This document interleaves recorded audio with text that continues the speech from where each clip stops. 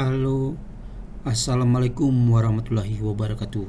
Selamat datang berjumpa kembali bagi Anda para pegiat penyelenggara pemilu untuk edisi Bawaslu kali ini, terkhusus panitia pemilihan kecamatan yang sebentar lagi akan mengikuti seleksi tes tertulis. Adapun nantinya yang menjadi soal-soal tersebut terkait kapasitas Bawaslu sebagai pengawas, apakah itu Bawaslu di tingkat pusat, Bawaslu provinsi, Bawaslu kabupaten kota, Panwascam di tingkat kecamatan, Panwascam pengawas di tingkat desa kelurahan maupun di tingkat TPS. Untuk kedudukan dan fungsinya itu dalam pemilu 2024, bahwa Undang-Undang Nomor 7 Tahun 2017 tentang pemilu sebenarnya dia membagi undang-undang tersebut dibagi dalam beberapa buku. Kemudian nanti setiap buku ada yang namanya ketentuan umum, itu bagian dari buku 1. Kemudian di buku kedua itu mengenai penyelenggara pemilu, terdiri dari 3 bab dan 161 pasal. Di buku ketiga terkait pelaksanaan pemilu, bagaimana proses pemilu tersebut dilakukan, terdiri dari 18 bab dan 287 pasal. Di buku keempat terdapat juga mengenai pelanggaran pemilu, sengketa proses dan perselisihan hasil pemilu, terdiri dari 3 bab dan 22 pasal. Kemudian lanjut di buku kelima itu terdapat dari 5 buku yang terkait dengan tindak pidana pemilu, mana itu terdiri dari 2 bab yaitu 79 pasal. Dan yang terakhir di buku ke-6 yaitu terdapat di bagian penutup terdiri dari 3 bab ataupun 19 pasal. Artinya untuk tes seleksi masuk Bawaslu ataupun dalam hal ini Panwaslu, atau nantinya juga termasuk di tingkat desa kelurahan seperti itu, bahkan Bawaslu kabupaten kota, dan tidak tertutup kemungkinan di Bawaslu provinsi. Bagaimana sebenarnya fungsi dan peranan dari Bawaslu sebagai pengawas ini bisa kita lihat di dalam pengaturan Undang-Undang Nomor 7 Tahun 2017 tentang pemilihan umum, sebagaimana sudah saya sampaikan di slide sebelumnya tadi, bahwa Undang-Undang 7 Tahun 2017 tentang pemilihan umum ada mengatur hal-hal apa saja yang perlu nanti diketahui oleh teman-teman semuanya yang berminat untuk menyiapkan diri menjadi panitia pengawas pemilu ataupun Bawaslu, seperti itu.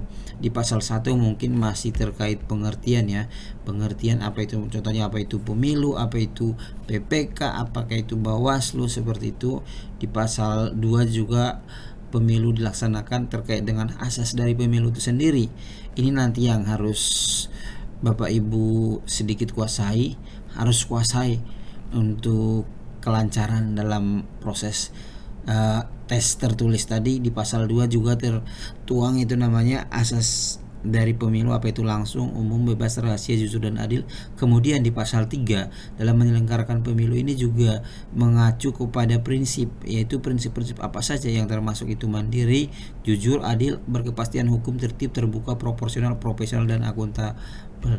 Baiklah, kita langsung efektif dan efisien, lanjutan dari prinsip-prinsip penyelenggaraan pemilu. Kemudian di pasal 5 pengaturan mengenai tujuan pemilu sebenarnya apa, ada 5 item, itu untuk memperkuat sistem ketatanegaraan, mewujudkan pemilu, menjamin konsisten, memberikan kepastian hukum, dan mewujudkan pemilu yang efektif dan efisien. Ini sebenarnya yang harus dikuasai bagi para calon penyelenggara pemilu yang berniat menjadi penyelenggara untuk pertemuan kali ini. Bagi Bapak Ibu di jajaran Bawaslu, apakah itu Bawaslu kabupaten atau dalam waktu dekat ini akan ada seleksi untuk Bawaslu kecamatan. Adapun terkait wewenang Bawaslu itu diatur di bab 2 pasal 89. Nanti bisa sembari dibuka pasal 89 ayat 2 sebagaimana dimaksud, terdiri dari Bawaslu sebagaimana disebutkan tadi. Bawaslu terdiri dari Bawaslu provinsi, Bawaslu kabupaten kota, Panwaslu kecamatan, Panwaslu kelurahan desa, Panwaslu luar negeri, dan pengawas TPS. Mungkin inilah unsur ataupun struktur dari lembaga Bawaslu sampai ke tingkat TPS, sama halnya seperti KPU. ada KPU RI, ada KPU provinsi, ada KPU kabupaten kota, ada PPK panitia pemilihan kecamatan, ada panitia pemungutan suara itu di tingkat desa, ataupun PPLN panitia pemilihan luar negeri seperti itu. Kemudian pengawas TPS di KPU ada namanya KPPS, kelompok penyelenggara pemungutan suara, yang bekerja pada hari H. Kemudian terkait tugas dan wewenang Bawaslu ini akan diatur di pasal 93 sampai 116. Tugas, wewenang dan kewajiban ini artinya kita harus bisa membedakan apa itu tugas, apa wewenang dan kewajiban.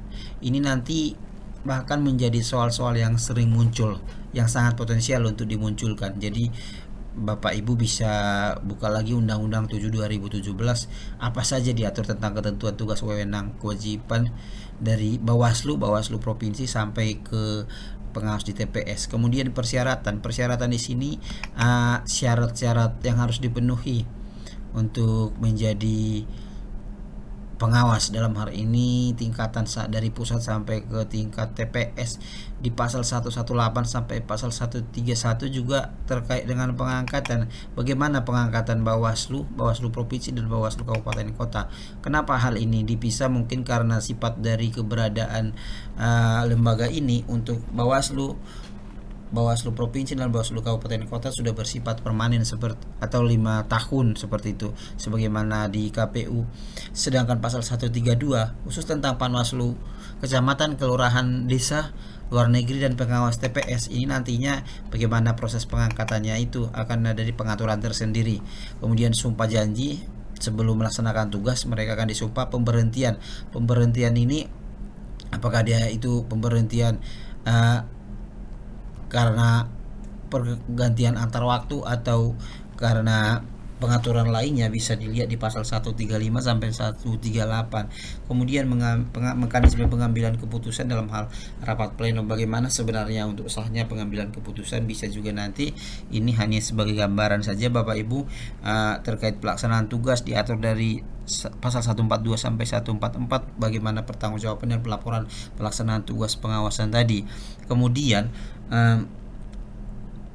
dalam undang-undang ini masih lebih umum diatur tentang lembaga Bawaslu ini, dan terkait pengaturan lebih lanjut, lebih spesifik, Bawaslu juga berhak diberikan kewenangan untuk membuat peraturan dan keputusan Bawaslu itu nanti diatur di pasal 145 sampai 146. Kemudian di pasal 147 sampai 154 Bawaslu juga mempunyai kesekretariatan. Kesekretariatan ini mungkin dari segi penunjang fasilitator administrasi seperti itu.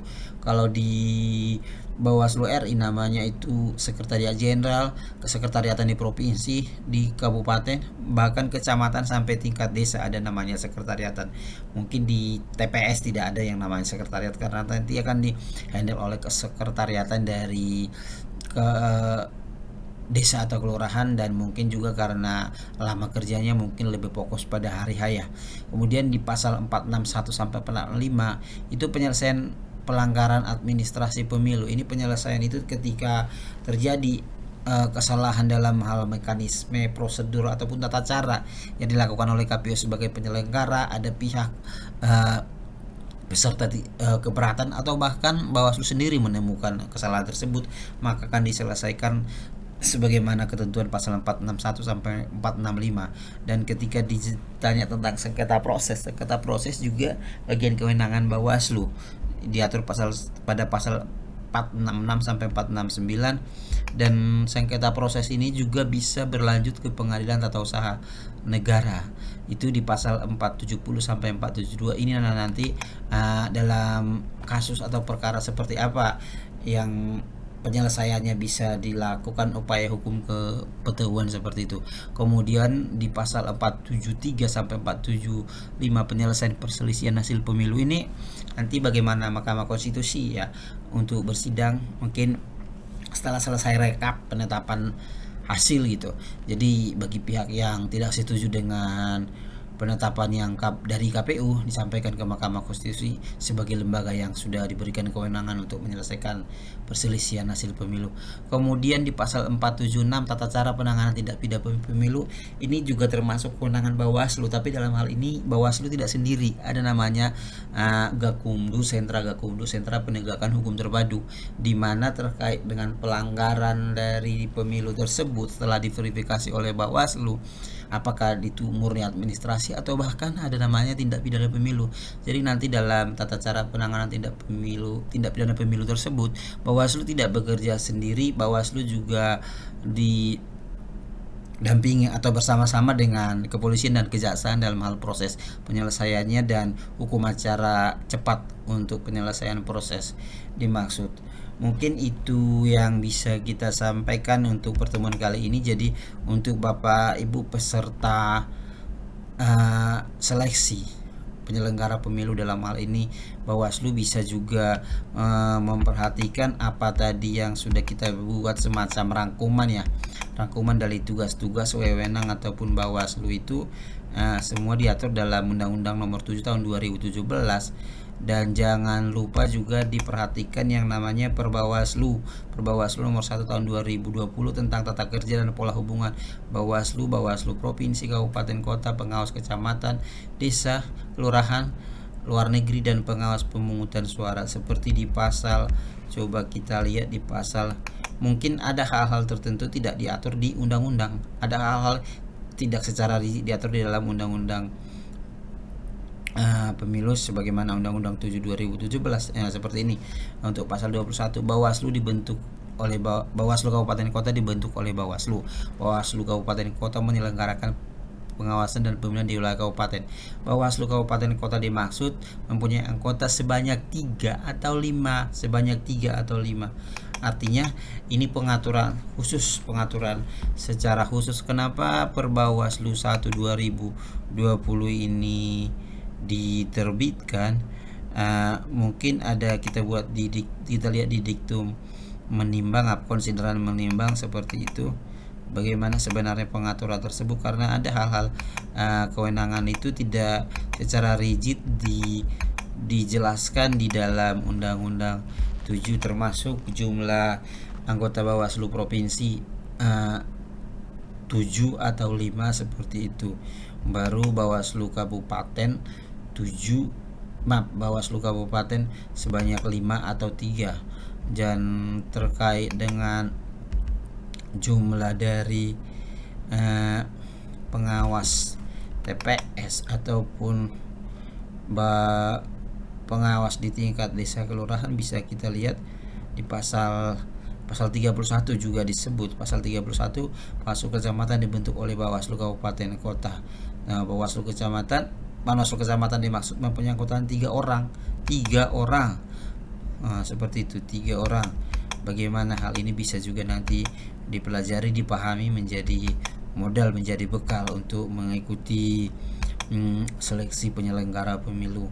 Selain Undang-Undang 7 2017, bagi Anda yang ingin berniat bergabung dalam lembaga pengawasan, maka bisa dipelajari Perbawaslu 1 tahun 2020 seperti ini.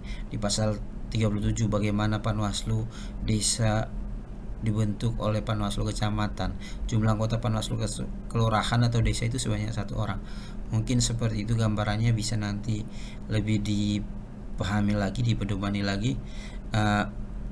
Kami berharap dengan adanya diskusi ini ataupun video ini bisa membantu Bapak untuk memberikan semacam gambaran dalam rangka persiapan menghadapi ujian tertulis masuk menjadi Bawaslu atau bahkan dalam hal ini Panwaslu di tingkat kecamatan.